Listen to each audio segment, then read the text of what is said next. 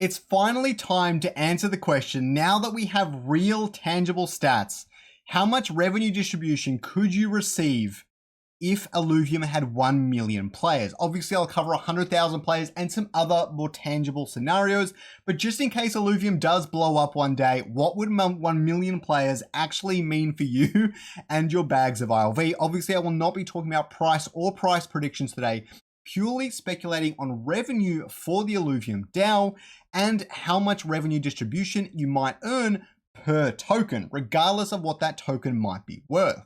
Let's jump into it. So the first thing I did was find the number of stakers. Jesse, formerly Pelican, in the Illuvium Discord has a really great document. Now, this is a little bit out of date, but I'm going to use this number anyways because finding the number is a pain, and I know it's definitely less than this, and so we're actually going to be underestimating rather than overestimating, which is perfectly fine with me. There's about 5.4 million tokens eligible for revenue distribution. Why is that important? That is important because if there's 1 million tokens staked possible and the DAO earns $1 million, every token gets $1. It is purely based on how many people are staking the tokens. Their weights and things matter as well, but most of them are at a 2.0 lock, so it doesn't matter too much. But basically, the more tokens, the less money per token. So that is the number we are going to go with. The other thing is we're going to have a static ILV token price. When I last checked, it was $42, so I'm going to stick with that. After that, I need to estimate the number of players, okay? The initial players on the launch of the game and the current players and the revenue on the launch of the game and the current revenue. Why am I doing this? That is because I want to find out the average spend per player playing in the ecosystem. Now, we might have 10,000 players and only 2,000 of them are spending money, or 1,000 of them are spending money. It doesn't really matter.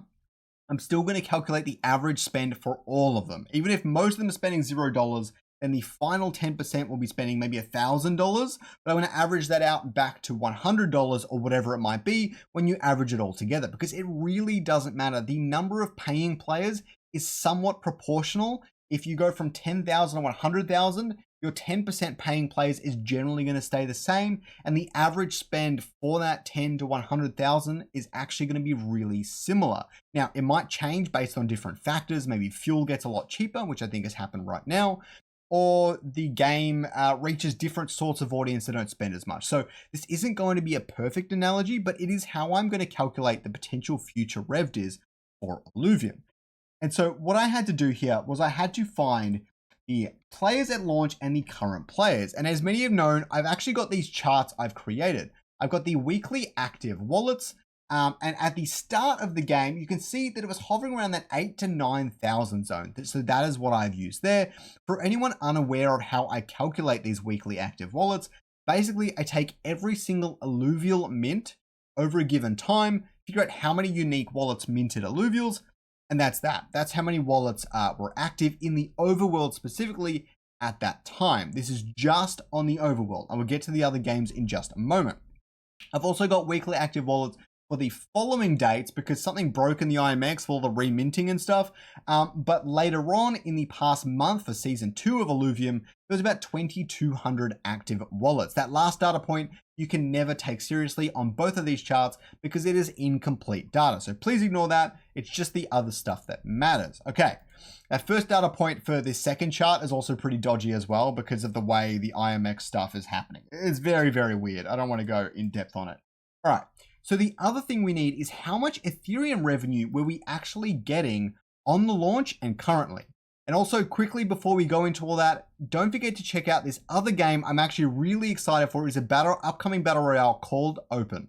Just like Illuvium, there is another AAA game building that has me extremely excited, and up until this point, they've been building in stealth. Open is a multi-mode battle royale game coming to the PC and current generation consoles in partnership with the author of Ready Player One. It will feature IPs like the DeLorean and Reebok, with many more IPs to be confirmed in the future, and there are lots of items to collect and battles to be fought in the game. I personally love battle royales, and it is one of my favorite genres, and I cannot wait until this game comes out. Make sure to follow their X profile and watch them like a hawk. I assure you, you won't regret it.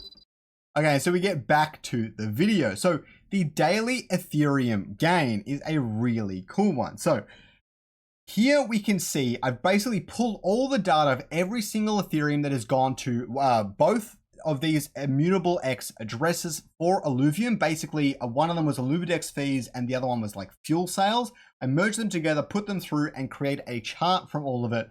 It took me like 2 hours to figure all out properly. Anyways, we have the amount of Ethereum actually coming into the DAO from Overworld specifically. Well, trading fees and Overworld fuel. It's a combination of those two. It doesn't include things like Illuvium 0 credits, merch sales, cosmetic sale. Oh, cosmetic sales it might include. I'm not actually sure on that one. Anyways, so as we could see in the start, the average Ethereum gain per day was about 7.5 Ethereum. And more recently, it's been about 2.53 Ethereum. And so I've got that down here. I've got 7.2 here. I might actually make that like 2.8.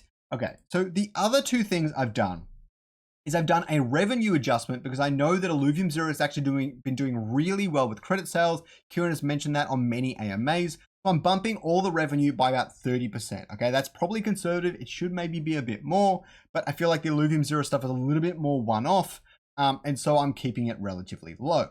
The other thing I'm doing is I'm actually bumping up the number of players because even though we have, say, 10,000 or 2,000 players at different stages of Illuvium's launch, I think it needs a 15% bump up because there are many players playing just Illuvium 0, some players probably playing just the Illuvium Arena and things like that. So it needs to increase a little bit to drop that average player spend because many of those players might not be spending at all. But the revenue got adjusted too, so it balances itself out quite nicely in the end.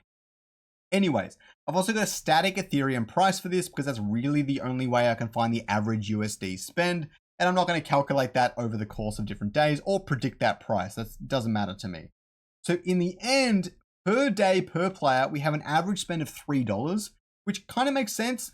For a long time, that was about a tier 1 run, stage 3 run, sorry. So that makes some sense. And an average monthly USD spend of about $80, which I think lines up quite nicely with everything we've been hearing. And so after that, we can jump into the different scenarios. How exciting. So firstly, is the slow scenario. So if we started with our current player base of about 2,000 players with a monthly spend of, this is all going to be the same across all of the scenarios, and we actually add 10% new players every single month, I want to see what that actually looks like over time. Current monthly rev diz is about $30 for 1,000 tokens or $3 for 100 tokens.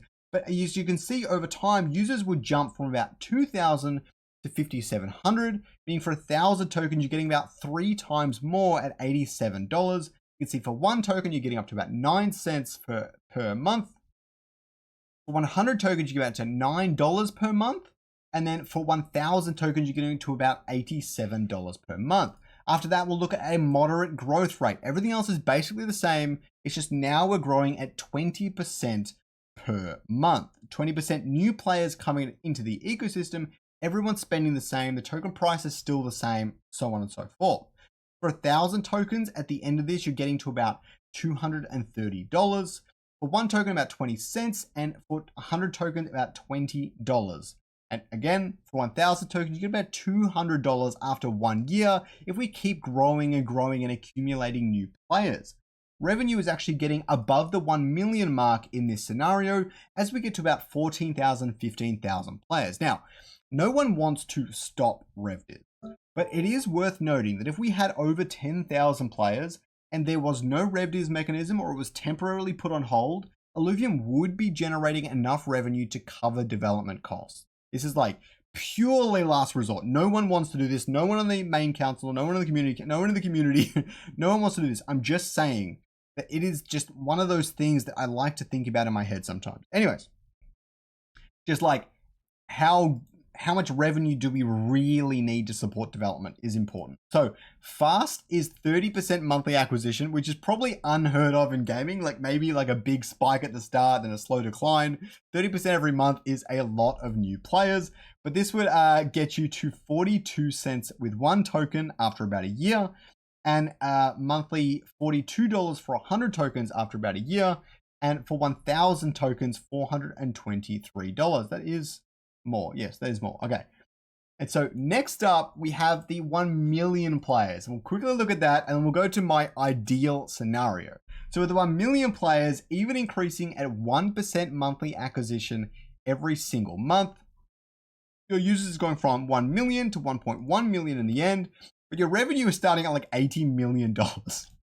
The average spend would probably drop quite a bit, to be honest, but this is still really funny. Let's make the monthly spend like $40. Like $40 million is still absurd, but closer to Axie numbers. Anyways, for one token, you're actually getting about $8 every single month at the end of the 12 months, $800 for 100 tokens, and somewhere in the range of 8,000 USD every single month for 1,000 tokens, which is a lot of money. You're reinvesting that and you're getting even more because of the way RevDiz compounds. It's absolutely crazy. But here is what I think Illuvium should be targeting, and that is 100,000 users. If you had 100,000 users and you were they were spending $80 every single month, and you were acquiring 5% new users every single month to add to the total, then for one token, the monthly revenue distribution would be $1.5. For 100 tokens, $150, and for 1,000 tokens, $1,500 USD, which is higher than any dividend stock ever, very, very easily. Now, what's interesting is the revenue would actually be $8 million. So this is basically what Illuvium needs with RevDiz to cover all of their development costs. Is 100,000 users with a general average spend of about $80, which is what we currently have right now. After a year's time, every month you'd be getting about $2.60 for one token, $250 for 100 tokens, and close to the $2.5 thousand mark for 1,000 tokens in the piggy bank, which I think is the realistic target for Illuvium. Now, I don't know what it will take for Illuvium to get there, or if the bull run will just send every crypto game there overnight. I don't know what's going to happen in the future. All I know is that this would be an ideal target for Illuvium to shoot for as a whole, whether it be building out brand new games that people really enjoy, improving the current ones to a point where lots of people are coming into the ecosystem, or market and general gaming conditions improve that draw crowds to Illuvium. Please, if you enjoyed this video, like and subscribe down below. If you learned something, let me know down in the comments, and don't forget to check out this video right here about how my perspective has changed on Illuvium and why I am more bullish than ever. And don't forget to use my referral code in the profile settings on Scoriox, SCORIOX, Scoriox. You get the point. See ya.